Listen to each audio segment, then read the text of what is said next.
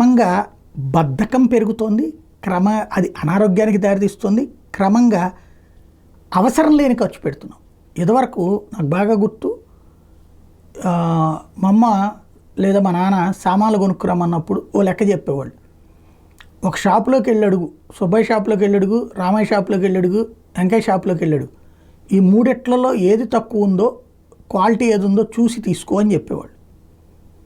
సరే, క్వాలిటీ మనకు పెద్దగా తెలిసేది కాదు, వాళ్ళ దగ్గర రేట్ లెక్క చూసుకుని తీసుకునేవాడిని. ముగ్గురు దగ్గర ఉన్నది అంటే ఇక్కడ మార్కెటింగ్ అన్నటువంటిది ఆ వయసులోనే నేర్పే ప్రయత్నం చేశారు. గ్రౌండ్ లెవెల్లో 4 షాపులు తిరిగినటువంటి ఫిజికల్ ఎక్సర్సైజ్ ఉంది నాకు.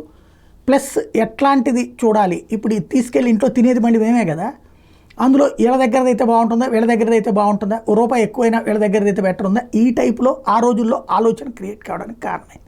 ఇదంతా ఎందుకు చెబుతున్నా అంటే, ఇవాళ చేతిలో సెల్ ఫోన్లు లేదా ఇంట్లో ఇంటర్నెట్, ఈ కామర్స్, బట్టలు నిజంగా మనకి ఫిట్గా ఉన్నాయి కొంటున్నామా, దగ్గరగా ఉన్నాయి కొంటున్నాం అంటే సర్దుకుపోతున్నాం. ఇదివరకు ఈ మనం బట్టలు కుట్టించుకునేవాళ్ళం, చిన్న తేడా వస్తే వెంట పడేవాళ్ళం.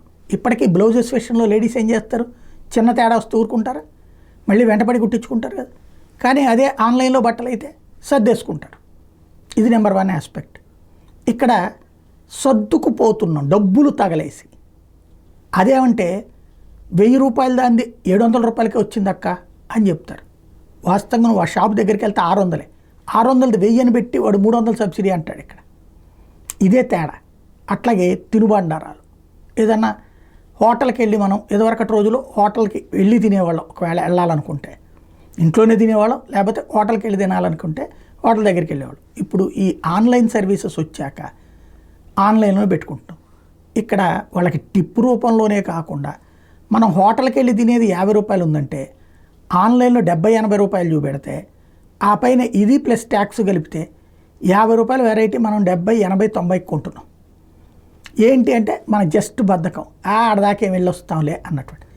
ఇది ఫిజికల్ ఎక్సర్సైజ్ పోతుంది, అనారోగ్యకమైనటువంటి ఆహారం తీసుకుంటాం, అలాగే సంతృప్తి లేనటువంటి దుస్తులు తీసుకుంటాం, అన్నీ ఏదో జరిగిపోతుంది. ఇంకోటి వ్యక్తులుగా ఇంటరాక్షన్ పోతుంది, అది గుర్తుపెట్టుకోవాల్సిన అంశం.